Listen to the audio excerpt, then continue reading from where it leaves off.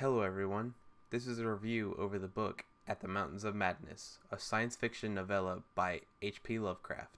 This is told from the first-person perspective of Dr. William Dyer of Miskatonic University, who has begun an expedition into the Antarctic. It begins with their venture into the cold waste, until they eventually find some tablets that ignites a spark within one of the researchers, Lake, to go on further with a couple of others while our narrator decides to head back to the home base for the night.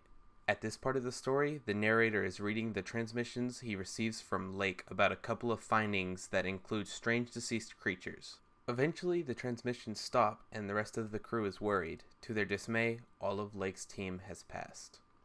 After this, William and another, Danforth, decide that they will scout ahead further before returning to leave for home. They find a city that belongs to these old ones and go on to explore and take notes about it. They are eventually chased away by a strange monster.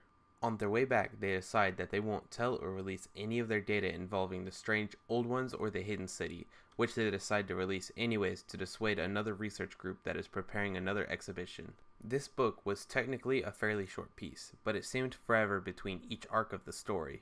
The wording was lengthy and descriptions were long and plentiful. At times, these were helpful with imagery, but at other times it made the passage feel tedious to read. With this being said, this style of writing was actually a part of Lovecraft's writing style and very widely enjoyed when this was released as far back as it was.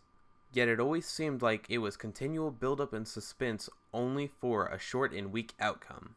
This was especially so when it came to the chase scene, which seemed to be over before it even started. Not only was the chase scene fairly thin, but the discovery of Lake's party's passing was extremely short-lived after the fact, since it was the finding of one of the narrator's close friends dead, after all. Near the end of the book, it does end with some ominous mystery that leaves you feeling like there is something even worse hiding beyond those mountains of madness in the deep south.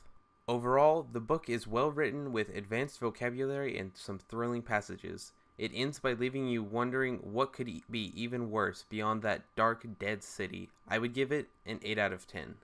This concludes my book review over At the Mountains of Madness by H.P. Lovecraft.